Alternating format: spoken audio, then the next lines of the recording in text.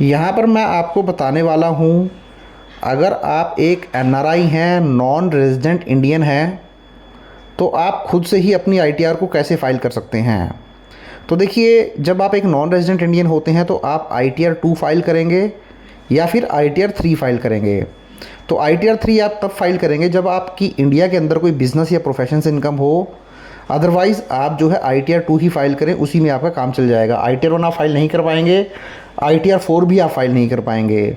तो आईटीआर 2 आप फाइल करें, बट बिज़नेस या प्रोफेशन से कोई इनकम है तो फिर आप आईटीआर 3 फाइल कर लें। अब देखिए, नील आईटीआर का यहाँ मतलब क्या है। देखिए, जो एक नॉन रेजिडेंट इंडियन होता है, उस नॉन रेजिडेंट इंडियन के लिए नील आईटीआर का मतलब ये है, अगर आप ओल्ड टैक्स रिजीम में आईटीआर फाइल करेंगे और इंडियन सोर्सेज से आपकी इनकम 2.5 लाख रुपए क्रॉस नहीं करती है, या न्यू टैक्स रिजीम में इंडियन सोर्सेज से आपकी इनकम 3 लाख क्रॉस नहीं करती है एक फाइनेंशियल ईयर के अंदर, मीन्स फाइनेंशियल ईयर 24-25 जिसके हम आईटीआर फाइल कर रहे हैं, तो फिर आप नील आईटीआर अपनी फ़ाइल कर सकते हैं।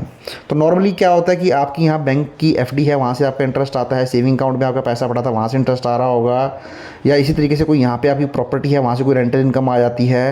तो इस तरीके की ही इनकम जो होती है आपकी इंडिया में, कुछ आपका ऐसे सोर्सेज हैं, कोई कैपिटल गेन आपके हैं, शेयर या म्यूचुअल फंड आपने खरीद रखे थे जो सेल कर दिए, वहाँ से कोई इनकम है, तो आप अपनी आईटीआर को फाइल कर लेंगे।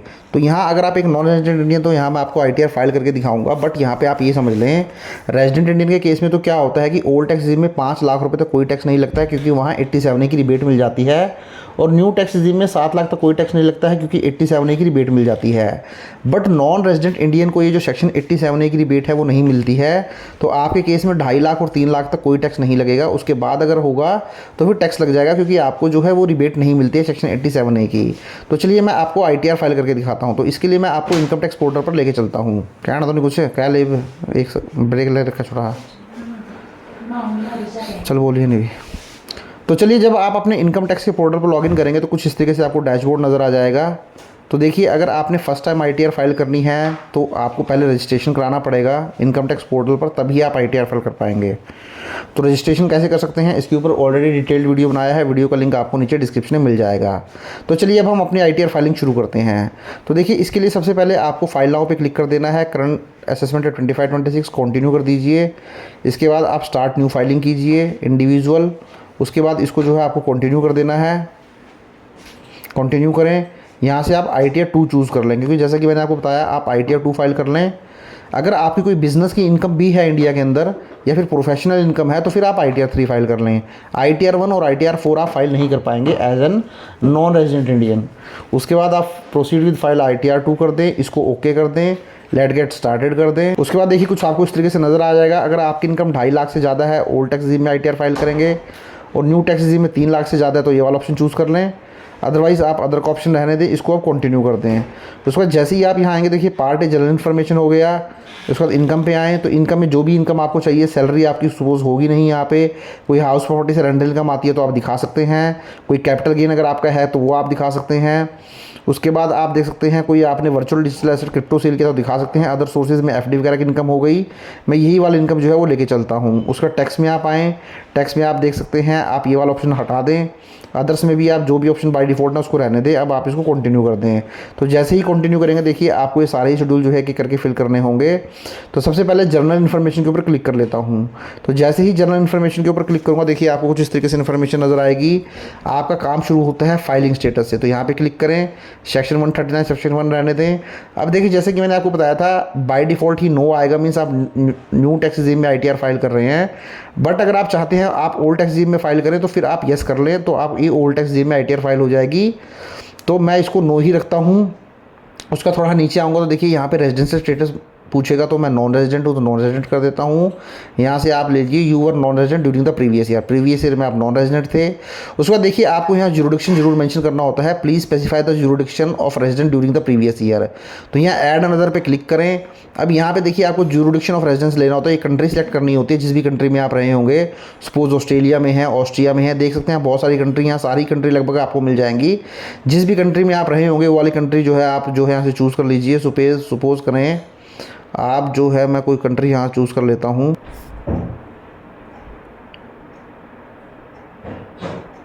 तो सपोज़ करें आप मान के चलते हो ऑस्ट्रेलिया में होंगे तो ऑस्ट्रेलिया सेलेक्ट कर लेता हूँ। अब ऑस्ट्रेलिया के अंदर जो आपका टैक्स पेयर आइडेंटिफिकेशन नंबर है, टिन नंबर आपको मिला हुआ है, वो आप मेंशन कर दें, या फिर आप यहाँ पे पासपोर्ट नंबर भी मेंशन कर दे सकते हैं। तो मैं पासपोर्ट नंबर मेंशन कर देता हूँ। सपोज़ जो भी आपका पासपोर्ट नंबर होगा वो मैं मेंशन कर देता हूँ। तो आप इस तरीके से पासपोर्ट नंबर जो है मेंशन कर लें। नीचे इसको आपको देने की ज़रूरत नहीं है इसको ज़्यादा। अब नीचे आप इसको नो कर दें, नो कर दें। यहाँ पर भी आप किसी कंपनी में डायरेक्टर नहीं है तो नो कर दें, इसको भी नो कर दें। बैंक डिटेल आपकी ऐड होनी चाहिए। अब आप इसको कंफर्म कर दें। तो आप इसको कंफर्म कर लेंगे तो इस तरीके से आपका जो फर्स्ट टैब है वो कंफर्म हो जाएगा। उसके बाद हाउस प्रॉपर्टी पे आएँ। अब इंडिया के अंदर आपकी कोई प्रॉपर्टी है, रेंटल इनकम आपको आती है, तो आप यहाँ ऐड अनदर करके यहाँ पे पूरा एड्रेस वगैरह मेंशन करके उसका ओनर ऑफ द प्रॉपर्टी वगैरह सेलेक्ट करके आप खुद हैं या जॉइंटली हैं तो यहाँ पे आप ग्रॉस रेंट जो है मेंशन कर दें। सपोज़ आपको 3 लाख रुपए का साल का रेंट आता है, 3 लाख रुपये मेंशन कर दें। 90,000 की आपको स्टैंडर्ड डिडक्शन यहाँ मिल जाएगी। आप देखते हैं gross rent received on letable value, 3 lakh रुपए का आपको जो है वो ग्रॉस रेंट आया है। तो आप देख सकते हैं आप इसको सेव कर देंगे इस तरीके से। बट आपको यहाँ पे देख सकते हैं पूरी ही प्रॉपर्टी की डिटेल मेंशन करनी पड़ेगी। तो इस तरीके से आपको कोई रेंटल इनकम आती है तो आप रेंटल इनकम की यहाँ पे डिटेल दे सकते हैं।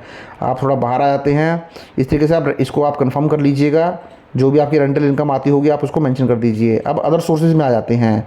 तो देखिए अदर सोर्सेज में जैसा कि मैंने आपको बताया था, कोई आपका एफडी का सेविंग इंटरेस्ट हो सकता है। तो आप देख सकते हैं यहाँ पे आपका सेविंग्स इंटरेस्ट है 2794। तो अपना एनुअल इन्फॉर्मेशन स्टेटमेंट एक बार ज़रूर चेक कर लें। तो कैसे कर सकते हैं इसके ऊपर भी ऑलरेडी डिटेल्ड वीडियो मैंने बनाया है। वीडियो का लिंक नीचे डिस्क्रिप्शन में मिल जाएगा। अब आपकी सपोज़ इंडिया में कोई एफडी थी तो उस एफडी का इंटरेस्ट आप बैंक से जो है एफडी का इंटरेस्ट का लेटर ले लीजिए। वहाँ पर आपको पता चल जाएगा कि आपका कितना इंटरेस्ट है। सपोज़ आपका 1,55,000 का एफडी से इंटरेस्ट है तो आप यह मेंशन कर दीजिए। इसके अलावा देख सकते हैं कोई अदर इनकम आपकी है तो आप ये मेंशन कर दीजिए। इसके अलावा कोई आपकी अदर इनकम है और आप इसको नीचे आके सेव कर दें। तो इस तरीके से आपकी जो है ये सारी ही अदर सोर्सेज की इनकम यहाँ पे कवर हो जाएगी। तो अदर सोर्सेज का टैब मैंने कंफर्म कर दिया है। देखिए 157 की इनकम आ गई है मेरी। अब मैं इसको कंफर्म कर देता हूँ क्योंकि क्या होता है बहुत सारे नॉन रेजिडेंट इंडियन इंडिया के अंदर एफडी वगैरह करवा के रखते हैं। उसके साइला बाफला जो शेड्यूल है इनकी ज़रूरत आपको पड़ेगी नहीं अगर आपका short term long term capital loss नहीं है। तो आप सिंपली जो कुछ मत करें, इनके ऊपर सिंपली क्लिक करके लास्ट में आके इनको कंफर्म करना है। आपको इसमें ज़्यादा दिमाग लगाने की ज़रूरत नहीं है। अब देखिए बाफला शेड्यूल आएगा, इसको भी करें, आप लास्ट में कंफर्म करें। इसी तरीके से जो आपका CFL शेड्यूल है, कैरी फॉरवर्ड ऑफ लॉसेस वाला शेड्यूल है, वो आप आए कंफर्म करें। तो ये सारी चीज़ें आपकी जो है कंफर्म हो जाएंगी। उसके बाद शेड्यूल स्पेशल इनकम में ये भी आपका कैपिटल गेन वगैरह की जो इनकम दिखाते हैं उसी से रिलेटेड होता है। तो आप यहाँ पे आएँ, लास्ट में आएँ, इसको भी जो है वो आप कंफर्म कर दे। तो इसमें भी ज़्यादा कुछ नहीं करना आपको। या ऑटोमेटिकली कोई आपकी कैपिटल गेन की इनकम होगी तो टैक्स कैलकुलेट कर लेगा, या स्पेशल रेट इनकम होगी। चैप्टर 6 से डिडक्शन आपकी कंफर्म कर दीजिए। न्यू टैक्स स्कीम में आपको कोई मिलती नहीं है, AMTC में आपको कुछ करना नहीं है। सिंपल आए आप जो कंफर्म करें। उसके बाद आप देख सकते हैं टोटल इनकम। अब देखिए टोटल इनकम में आपका मैंने आपको बताया जो टोटल इनकम आपकी रहने वाली है 1,57,000 की इनकम है, आप ये कंफर्म कर दीजिए।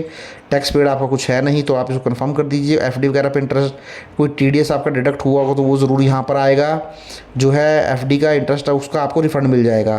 पार्ट भी TT में आई में आए, इसके ऊपर क्लिक करें। आप देख सकते हैं कोई भी टैक्स आपका नहीं बनेगा। कंफर्म करके प्रोसीड टू वेरिफिकेशन करके अपनी रिटर्न को जो है आप सबमिट कर सकते हैं।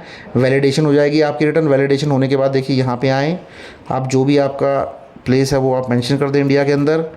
नीचे आएँ और इसको प्रोसीड टू वैलिडेशन कर दें। तो इस तरीके से आपकी रिटर्न देखिए। अब यहाँ पे एक एरर दे दी है, इनवैलिड रेजिडेंशियल फ़ोन नंबर। तो जैसे ही आप इसके ऊपर क्लिक करेंगे तो आपको उसी पेज पे ले जाएगा।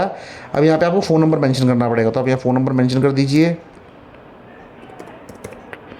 कोई भी एरर आपकी होगी तो ये ऑटोमेटिकली आपको दिखा देगा। आप नीचे आएँ, इसको सेव करें। अब सेव करने के बाद देखिए आपको दोबारा से इसको कंफर्म करना है। कंफर्म करने के बाद आप क्या करें, ये सारे टैब आपके आ चुके हैं। लास्ट में आएँ, प्रोसीड टू वेरिफिकेशन करते हैं दोबारा से इसको। उसके बाद यहाँ पे क्लिक करें, लास्ट में प्रोसीड टू वैलिडेशन करें। तो आप देखेंगे आपकी वो जो एरर है वो ख़त्म हो जाएगी। देखिए एरर ख़त्म हो चुकी है। प्रीव्यू पे क्लिक करें, दोबारा से उसको वैलिडेट करें और अपनी रिटर्न को वेरीफाई करा लें। तो इस तरीके से अगर आप एक नॉन रेजिडेंट इंडियन हैं तो अपनी इनकम टैक्स की रिटर्न को फाइल कर सकते हैं। तो अगर आपने चैनल पर फर्स्ट टाइम विजिट किया है तो चैनल को ज़रूर सब्सक्राइब कर लें। Thank you very much, have a nice day, take care.